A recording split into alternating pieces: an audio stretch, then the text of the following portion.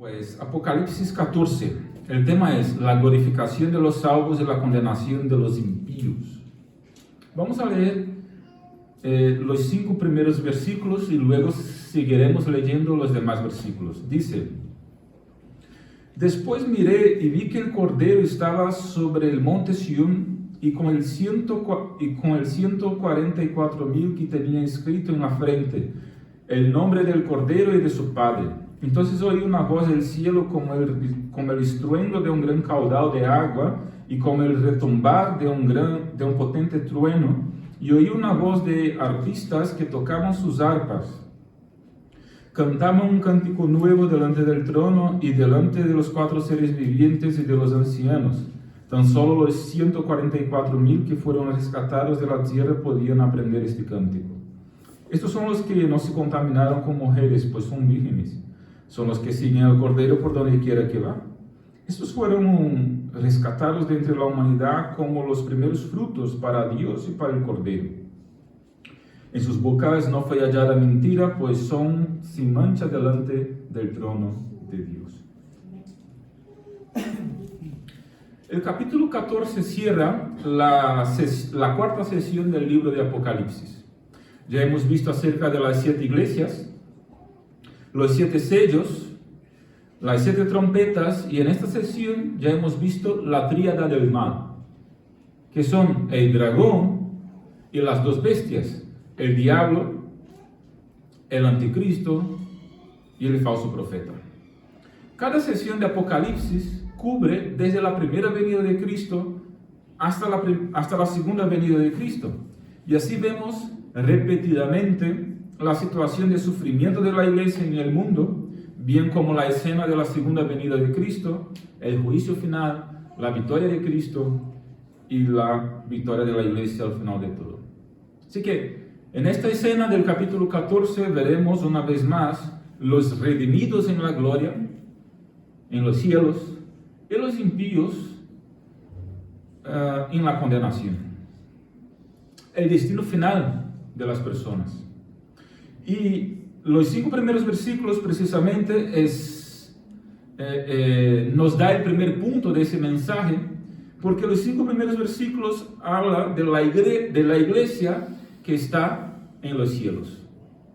La iglesia que está con Cristo en los cielos. La iglesia sellada por Dios, por el Espíritu Santo, está de pie con el Cordero en el monte Sión. Versículo de número 1 empieza precisamente así. Juan vio el Cordero en el monte Sión y con el Cordero los 144,000, que ya hemos estudiado que representan la totalidad de los cristianos, de los creyentes, desde la primera hasta la segunda venida de Cristo. En un mensaje titulado Los 144,000, que hemos visto ahí en el capítulo 7, pues hemos estudiado sobre eso y hemos visto que esos 144,000, ese número es un número representativo y no literal. Es decir, no es que solo habrán 144,000 salvos, sino que es representativo, como mucho en Apocalipsis, ¿no? Son números simbólicos, son imágenes simbólicas que representan otra cosa. Y en este caso, los 144,000 representan la iglesia de Dios.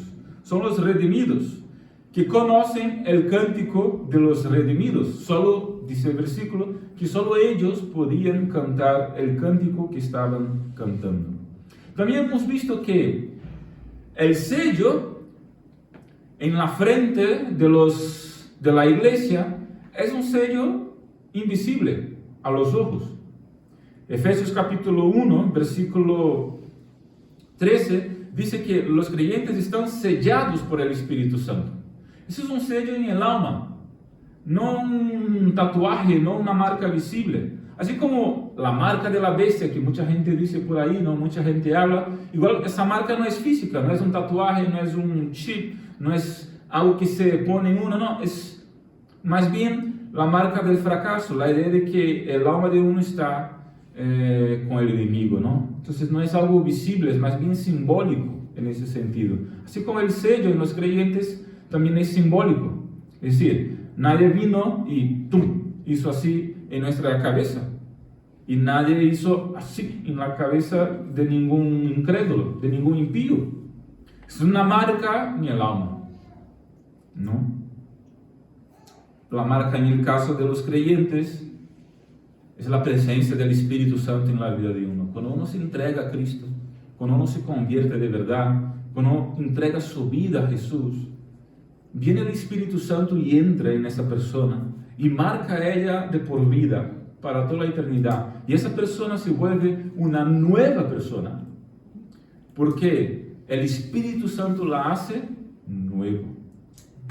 Por eso el cristianismo, por eso Jesús, el Espíritu Santo, no mejora a uno. El Espíritu Santo transforma a uno en una nueva persona. El cristianismo no mejora a las personas desde el punto de vista moral, ético, por ahí. No está hecho para eso, para eso. El cristianismo restaura por completo, hace la persona nueva. Obviamente, la hace mejor. Desde luego. Una nueva persona, mejor persona. Cuando decimos que el cristianismo no mejora a las personas, estamos diciendo que no es un añadido a lo que era la vida de la persona. Es algo que la transforma por completo y la hace nueva. Nueva y mejor para la gloria de Dios, no en la perspectiva del mundo. Vale, entonces, ese es lo primero. La iglesia está en los cielos con Cristo. Esa es la escena final. En la escena final, la iglesia está con Cristo en los cielos. Es decir, en el mundo sufrimos como creyentes persecución, sufrimos gente que dice, ¿a dónde van esos locos, no? Que comieron el coco, que eso, que aquello. A lo mejor algunos de vosotros ya habéis escuchado muchas cosas en ese sentido. Los prejuicios que un creyente sufre. Pero al final de todo, ¿dónde estará la iglesia? ¿Dónde estarán los creyentes? Pues con Cristo en los cielos. Eso es lo que creemos. Y los que se burlaban estarán en una situación muy mala, que ya veremos más adelante. Segundo, la iglesia está en el cielo y en esa imagen, en esa escena, ¿qué está haciendo? Pues está cantando, versículos 2 y 3. Mientras los impíos están blasfemando contra Dios y Cristo, los creyentes están adorando. Aquí en la tierra los creyentes sufren y lloran, pero en los cielos están gozosos y cantando alabanzas, cantando de alegría. ¿Sabes cuando estás muy contento y sales por ahí cantando? Ojalá ese estado de espíritu se mantuviera a lo largo de nuestra vida como un todo, ¿verdad? Ya te has levantado un día y estás tan gozoso por lo que sea, por el propio Dios, y sales cantando por la calle, por la casa, por el coche, en el baño, mientras te duchas, ¿no? Y claro, estás con el corazón gozoso. Y uno piensa, pues ojalá ese estado de ánimo, ese estado de espíritu se mantuviera. Pero muchas veces no se mantiene. Lloramos, sufrimos, pues nos da bajones y por ahí va. ¿Qué es lo que hay aquí en los cielos? Ese estado de ánimo se mantiene, no para. ¿Me explico? De manera que lo que vivimos con Dios aquí en la tierra muchas veces son destellos de lo que será toda la eternidad. ¿Habéis pillado? Destellos, ¿sabes?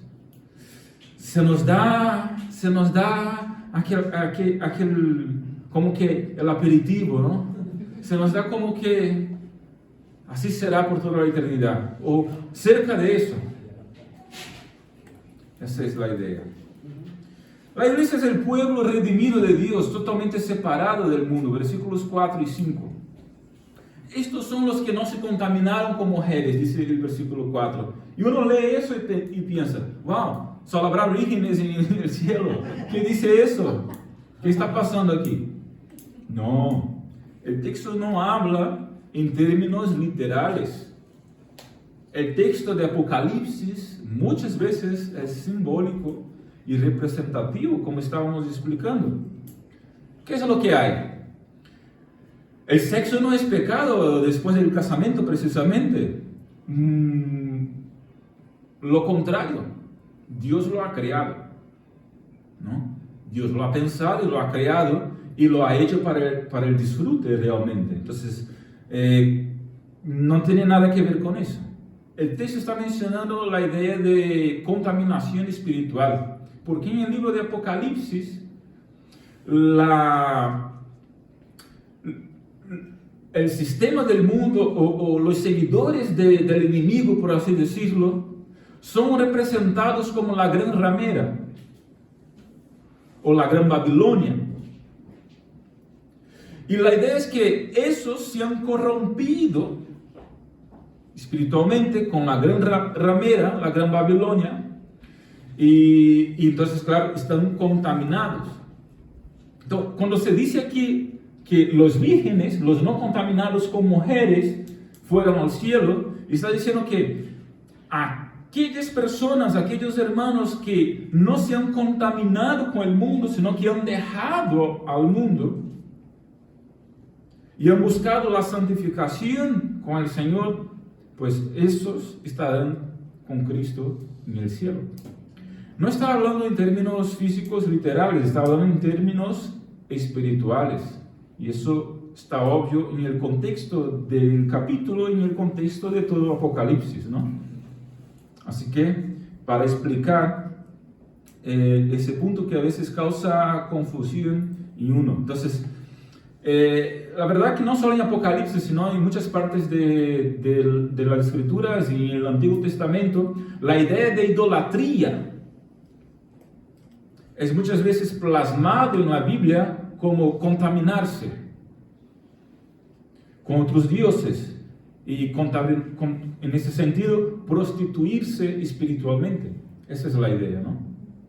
Porque quien adora a otros dioses, es decir, a ídolos y no al Dios verdadero, como que se está prostituyendo espiritualmente con esos otros dioses, dando gloria y honra a esos otros dioses hechos de madera, yeso, y por ahí va. Y no dando glorias al Dios verdadero y real. Entonces, más bien, esa es la idea. Los redimidos son los rescatados de Dios, versículo 4, ¿no? Estos fueron rescatados de entre la humanidad como los primeros frutos para Dios y para el Cordero. Siguen el Cordero porque no se pertenecen a sí mismos. Estaban presos, pero fueron rescatados. La idea de rescate aquí en el Nuevo Testamento es la idea de uno que estaba preso, como el esclavo que estaba preso, y se necesitaba que alguien pagara un rescate para liberar a aquella persona de la esclavitud. Otra imagen, otra idea que el apóstol saca de lo real, que es lo que se hacía con los esclavos, para traer una enseñanza espiritual. Los esclavos estaban realmente presos y se necesitaba pagar un rescate para su libertad, ¿no? En aquel entonces. Y Juan aplica la idea espiritual de que los creyentes o las personas estábamos presos en nuestros pecados y alguien tuvo que pagar un rescate para liberarnos el alma de la esclavitud del pecado. Y ese alguien que ha pagado por nuestro rescate, ya sabéis quién es, ¿no? O quién fue. Ese que ha pagado por nuestro rescate fue Jesús, que ha pagado en la cruz del Calvario, con su sacrificio y con su sangre derramada, ha pagado por nuestro rescate, para liberarnos del pecado y de la esclavitud del pecado. De manera que todos los que creen en Jesús reciben el rescate, la salvación, el perdón de los pecados y son liberados de la esclavitud del pecado para servir a Dios para siempre. Así que si todavía no te has entregado a Cristo, si aún estás ahí pendiente de que si voy o no voy, Cristo ha pagado el precio por ti, por tu rescate. Entrégate por completo y de manera, y tu alma por entero, porque solo Él puede darte perdón. Solo Él puede darte salvación. Solo Él puede realmente encaminarte de una vez por siempre a ese camino del cielo que estamos aquí hablando. Vale. Por último, en ese primer punto, los redimidos son puros de labios y de vida. Versículo 5. En sus bocas no fue hallada mentira, pues son sin mancha delante del trono de Dios. Mientras los impíos blasfeman y se contaminan con la ramera espiritual, por así decirlo, ¿no? Con el mundo, y siguen la mentira, los falsos milagros, la bestia, y por ahí va. Los redimidos no tienen mentira en su boca ni mancha en su vida. ¿Por qué? No es porque son perfectos, sino porque fueron limpiados por la sangre del Cordero Inmaculado, Jesús de Nazaret. Perdón. Segundo punto. El juicio es anunciado a los habitantes de la tierra. Versículos 6 y 7. Luego vi a otro ángel volar en medio del cielo. Tenía el evangelio eterno para proclamarlo a los habitantes de la tierra, a toda la nación, tribu, lengua y pueblo. Decía a gran voz: temed a Dios y dadle honor, porque la hora de su juicio ha llegado. Adorad al que hizo el cielo y la tierra, el mar y las fuentes de las aguas. La visión sigue y Juan ve un ángel que empieza a volar y a proclamar el evangelio. Es tremendo. Se exhorta a los habitantes de la tierra a temer a Dios y a darle gloria a Dios. Esa es una exhortación a los hombres a que adoren a Dios, a que teman a Dios. El capítulo 13 que hemos visto la semana pasada contiene una nota triste. La pregunta en el versículo 4 del capítulo 13 es: ¿quién como la bestia? ¿Quién podrá pelear contra ella? Se nos dice que ella tiene, la bestia, versículo 7 del capítulo 13, autoridad sobre toda la tribu, pueblo, lengua y nación. Pero ahora, en ese capítulo que estamos leyendo y en esos versículos, el ángel proclama la buena noticia de alguien más fuerte que la bestia, de alguien más fuerte que el enemigo, de alguien más fuerte que el mundo. El ángel proclama que el Dios Todopoderoso venció. Así que de hecho hay que temer a Dios y hay que darle honor a Dios, el Todopoderoso. Mientras dure el tiempo, los hombres tienen oportunidad de arrepentirse. Esa es la idea. Cuando se proclama el Evangelio, cuando el ángel sale volando, predicando el Evangelio, transmite la idea de que aún hay tiempo de arrepentirse, porque el Evangelio es predicado para el arrepentimiento y fe. Así que el Evangelio está siendo predicado a día de hoy, en muchos lugares del mundo, en muchas iglesias, en muchos rincones, por las calles. El Evangelio está siendo predicado ahora mismo aquí en esta comunidad. De manera que es tiempo de oportunidad, de arrepentimiento, de fe, de volverse hacia Dios. Más adelante, en el capítulo 14, veremos que llegará un tiempo que la oportunidad terminará y vendrá el juicio. Pero aún estamos en el tiempo de la oportunidad. ¿Y qué ocurre con las oportunidades? Hay que aprovecharlas. Hay que aprovecharlas. Porque ellas pasan. Realmente esa pasará. Pasará cuando Cristo venga. Pasará cuando tú vayas. Una cosa u otra. ¿Me explico? Porque mientras Cristo viene y no llega, nosotros estamos yendo. Cada día es un día menos en nuestra vida aquí en la tierra. Cada día es un día menos de oportunidades. Por eso la hay que aprovechar hoy. Segundo, aquí se advierte a los habitantes de la tierra acerca del juicio venidero. Antes del juicio, Dios siempre advierte y llama al arrepentimiento. Ese es el evangelio que predicamos. Fue así en los días de Noé.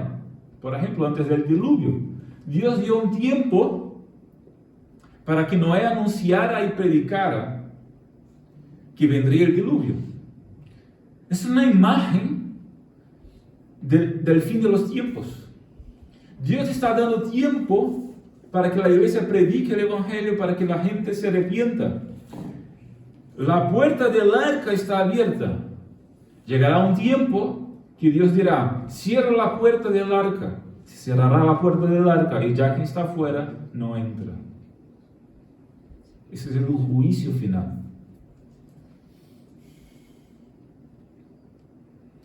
Tercero, versículo 8. La caída de la Gran Babilonia es anunciada, o la Gran Ramera en algunas versiones. Dice, otro ángel, el segundo ángel, lo siguió al primero y dijo: ha caído Babilonia, la gran ciudad, porque ha hecho beber a todas las naciones del vino de la ira de Dios, de la ira de su inmoralidad sexual. Aquí podemos leer inmoralidad sexual en sentido espiritual, una vez más, está hablando en términos espirituales, gente que se ha contaminado con el mundo. Ha caído Babilonia, la gran ramera. La iglesia verdadera está en los cielos, pero la iglesia falsa está arruinada. La iglesia que ha seguido al mundo, la iglesia que la verdad no es iglesia, solo es religiosidad. Es grande, pero está perdida. La Gran Babilonia representa el sistema mundano, la religión prostituida que estará al servicio del anticristo, de la bestia, de Satanás en el mundo. Podemos decir que a la tríada del mal, que es el diablo, el anticristo y el falso profeta que hemos visto en los otros capítulos de Apocalipsis, se suma ahora la gran ramera o la Gran Babilonia, que es el sistema mundano, para formar el cuarteto del mal. Ella actúa con seducción y persecución. Capítulo 17, versículo 5 y capítulo 18, versículo 3. La Gran Babilonia, que representa al mundo, el sistema mundano, actúa con seducción y persecución. Es decir, primero intenta seducirte. Si no caes en su seducción, si no caes en la seducción del mundo, actúa contra ti con persecución. Es decir, ves que no has sido seducido, estás firme en tu fe, luego persigue a tu fe. Primero seduce, después persigue. ¿En qué plan estás? Intentando, es decir, ¿cómo te sientes ahora mismo? ¿Qué el mundo está intentando hacer contigo? ¿Está intentando seducirte o está persiguiéndote? Está siempre haciendo una cosa u otra. ¿Me explico ahora mejor? El sistema del mundo, el mundo en sí, está siempre intentando o seducirte para él o perseguirte. Y si estás viviendo un tiempo de paz absoluta, qué bien. Ese es un tempecillo que Dios te ha dado para coger fuerzas. ¿Sabes? Así que aprovecha y coge bastante ánimo, bastante fuerzas. Es un tempecillo de bienestar para crecer en la fe y ganar fuerzas. Dios ha parado el mundo y el mal para que cojas fuerzas, para aguantar la seducción o la persecución, o a veces incluso las dos cosas a la vez. Cuarto, bueno, antes de eso, deciros que caerá. La gran Babilonia caerá. Es lo que dice, ¿no? Ha caído, ha caído. Hoy intenta seducirnos o perseguirnos, pero caerá. Eso terminará. Iremos al cielo. La victoria está garantizada. Para los que de hecho han entregado, han creído en Cristo y han entregado sus vidas a Jesús. Cuarto, versículos 9 al 11. Un tercer ángel en la visión, ¿no? Es una visión y por eso se interpreta en algunos momentos pues de manera representativa, ¿no? El tercer ángel lo siguió y dijo a gran voz: el que adore a la bestia y a su imagen y reciba la marca en su frente o en su mano, también beberá del vino de la ira de Dios, que ha sido vertido sin mezcla alguna en la copa de su ira. Y será atormentado con fuego y azufre delante de los santos ángeles de Dios, del Cordero. El humo de su tormento sube para siempre jamás. No tendrán descanso ni de día ni de noche los que adoren a la bestia y a su imagen, ni nadie que reciba la marca de su nombre. Hemos dicho que estamos viviendo tiempos de oportunidad, que el Evangelio está siendo predicado, pero llegará un tiempo que ocurrirá eso que dice el tercer ángel aquí, que ya no habrá más oportunidades. Porque aquí dice que aquel que adore a la bestia y a su imagen, es decir, que se prostituya espiritualmente, adorando a otros dioses, dice, beberá del vino de la ira de Dios que se ha vertido sin mezcla. Recibirá la ira de Dios sin mezcla. ¿Qué es eso? Es que hasta ese momento la ira de Dios sobre el mundo venía con mezcla, mezclado con misericordia. Pero en ese momento, el momento del juicio final, la ira de Dios vendrá solita. Y ahí uno no querrá ver y no querrá estar del otro lado. ¿Por qué? Dice el versículo 11. Bueno, aún el 10. Aquellos que no están con el Cordero serán atormentados con fuego y azufre. El humo de su tormento, versículo 11, sube para siempre jamás. No tendrán descanso ni de día ni de noche. Sufrimiento y tormento eternos. Déjame deciros que el infierno no es un cuento. El infierno es algo real. Eso es lo que dice la Biblia y lo que creemos. Tanto el cielo como el infierno son reales. ¿Y quienes no están con Cristo? No van al cielo y solo hay otra posibilidad. El tormento y la falta de descanso. No descansarán jamás, sufriendo. Entonces, a veces vivimos la vida tan así, ¿no? Y no pensamos en esas cosas, pero estamos aquí para predicar y deciros eso. Acordarnos a todos nosotros de que lo que dice las Escrituras es real y sucederá.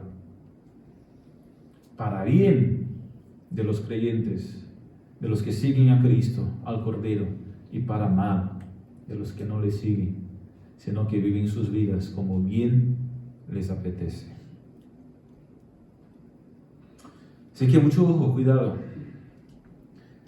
Hasta entonces la ira de Dios venía mezclada con misericordia, pero aquí en el juicio final, que es real y llegará, pues se acabó la misericordia, porque el tiempo de oportunidad habrá pasado.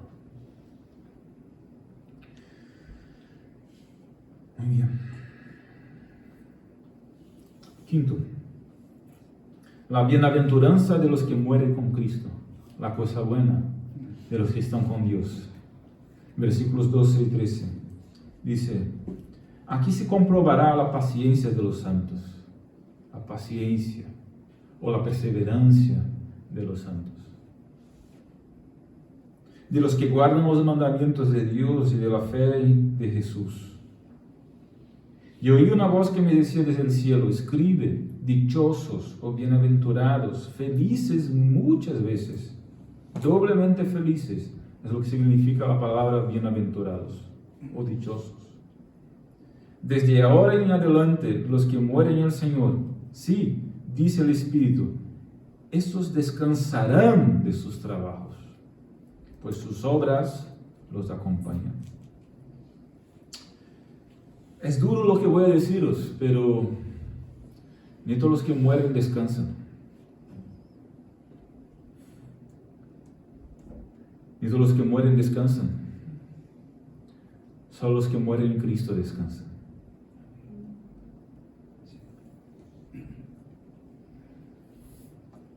Solemos decir en momentos yo no lo digo, pero se dice mucho en funerales, en entierros, ¿no? Ahora descansado, estaba sufriendo mucho. Dejadme deciros que el sufrimiento aquí en la tierra no se asemeja ni llega cerca de lo que es el sufrimiento en la eternidad.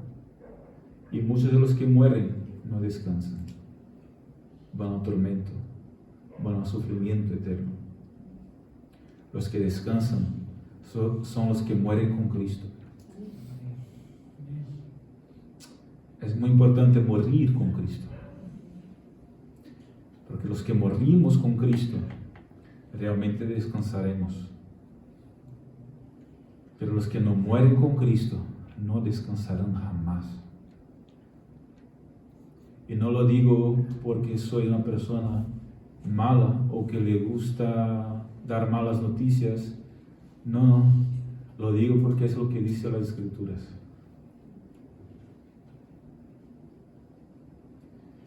Dice el versículo 11 que los que no tienen a Cristo no tendrán descanso. Y dice el versículo 13 que los que mueren con Cristo son bienaventurados porque sí descansarán de sus trabajos. Ni todos los que mueren descansan. ¿Tú quieres descansar? ¿Quieres que tus amigos, que tus familiares descansen? Por eso compartimos el Evangelio, porque en el Evangelio hay descanso para el alma. Fuera del Evangelio no hay descanso aquí ni allá.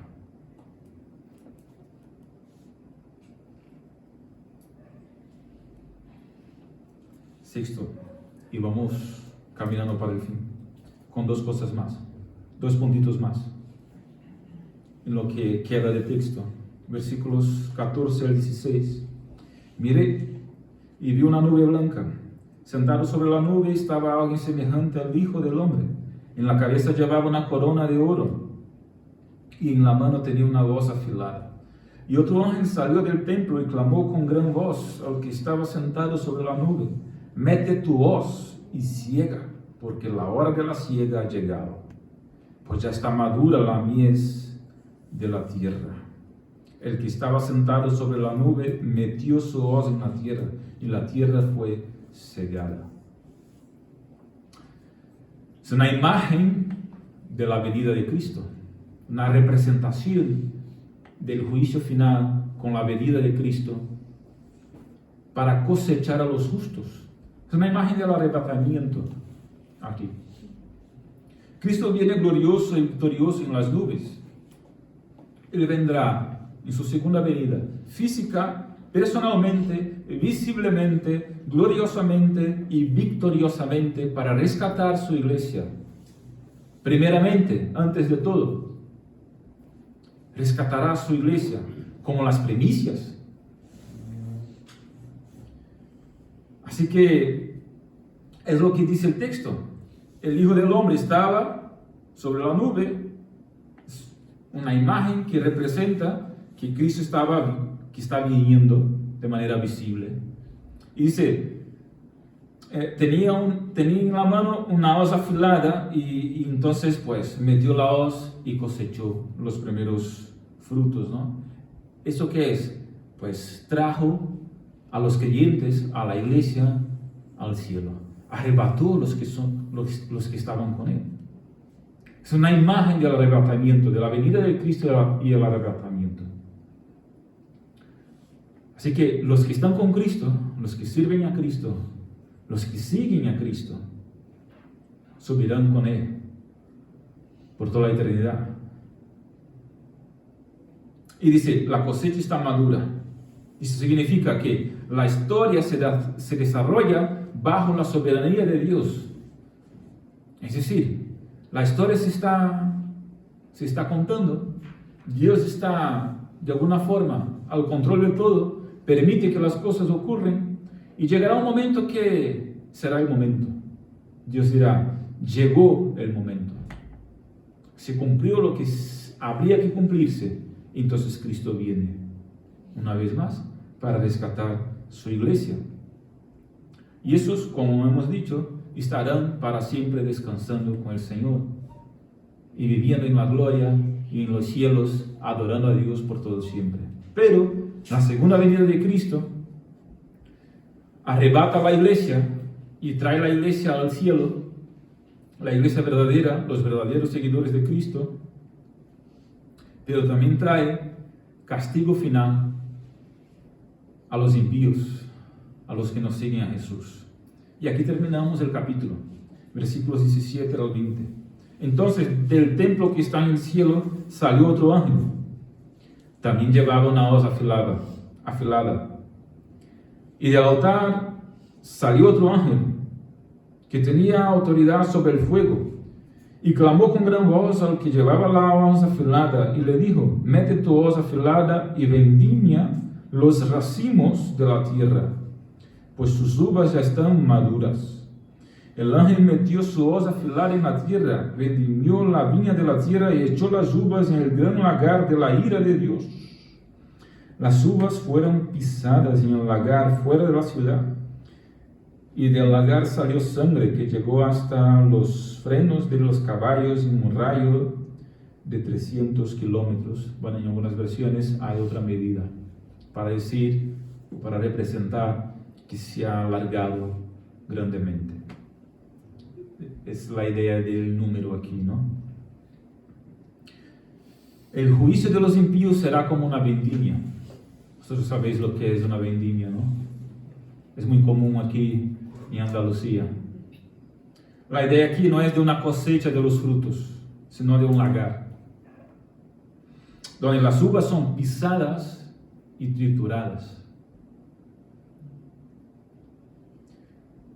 Entonces, la idea es que los impíos serán pisados y triturados fuera de la ciudad, lejos de Dios, sufriendo la ira de Dios. Esa es una idea clara del furor de la ira de Dios contra los impíos que blasfemaron su nombre y persiguieron a su iglesia. Apocalipsis 19, versículo 15 nos mostrará a Cristo mismo pisando el lagar, y personalmente, dice el versículo 15 de Apocalipsis 19, personalmente pisará el lagar del vino del furor de la ira del Dios Todopoderoso. El lagar está fuera de la ciudad, es decir, los salvos no participarán de ello, porque los salvos ya fueron cosechados antes en el arrebatamiento, ya estarán con Cristo. Por eso creemos que los creyentes, la iglesia, no sufriremos la gran tribulación, por así decirlo, o ya la estamos sufriendo aquí en la tierra, mejor dicho. Los redimidos no sufrirán este juicio, serán el deleite de Dios para todo el siempre. La longitud ahí, ¿no?, de 1600 estadios o 300 kilómetros, 360 kilómetros, es decir, la distancia del norte al sur de Palestina, es esa la medida, del norte al sur de Palestina, de Dan, una ciudad llamada Dan, a Beerseba, otra ciudad. La sangre en ese sentido va a las bridas de los caballos, es decir, de 1,5 metros de altura, y este mar de sangre es sin duda un símbolo del juicio completo y total de Dios, que alcanza a los impíos en su totalidad y en todas las partes. Concluyendo, En la humanidad solo hay dos grupos. Solo hay dos grupos. No hay más que dos. Hay muchos partidos políticos, muchos equipos de fútbol, muchas religiones, etc. Pero al fin de cuentas, realmente solo hay dos grupos. ¿Cuáles son? Los salvos y los perdidos. Estoy hablando de manera bíblica, ¿vale? Lo que dice la Biblia, solo hay dos grupos. Los adoradores de la bestia y los adoradores del Cordero. Y uno dice, pero yo no adoro la bestia. ¿Qué dices, pastor? No adoras la bestia en el sentido de que no tienes una imagen con los cuernos ahí, una imagen roja, ¿no? Con los cuernos ahí delante tuya y no adoras esa imagen ni mucho menos. Pero sigues el sistema del mundo. Sigues el concepto o los conceptos del mundo. O adoras cualquier otra imagen, que son también imágenes amigas de imágenes de la bestia. Es decir, la bestia no está ahí con cara de dragón rojo y con los cuernos ahí, no. Ella se transfigura en imágenes bonitas y bondadosas para engañar y seducir. Pero al fin de cuentas, todo es una sola cosa. Solo hay los que adoran a Dios, al verdadero Dios y Señor, a Cristo, siguen el Cordero de verdad en sus vidas, en sus prácticas, y los que no. Da igual sus religiones, sus prácticas diarias, si son más honestos o menos honestos. Tienen sus vidas apartadas de la adoración a Cristo, están en el otro grupo. Eso es lo que dice las Escrituras. ¿Quieres creerlo? Yo te animo a creerlo. ¿No quieres creerlo? Pues ya verás al final de todo lo que pasa.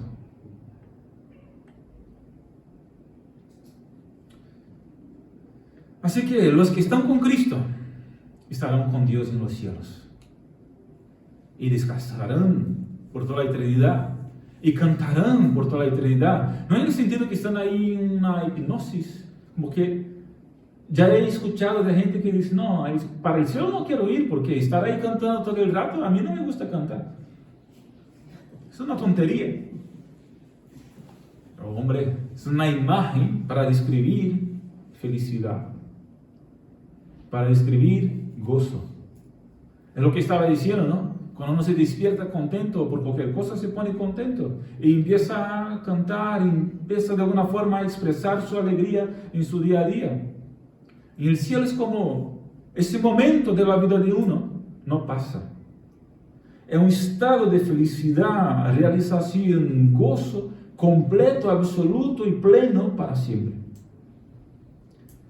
Esa es la imagen que quiere pasarnos. No que estaremos ahí todo el rato, 24 horas, ¿sabes? De rodillas así. No es la imagen que el Apocalipsis quiere pasarnos. La imagen es, estarás en un gozo pleno y completo por toda la eternidad.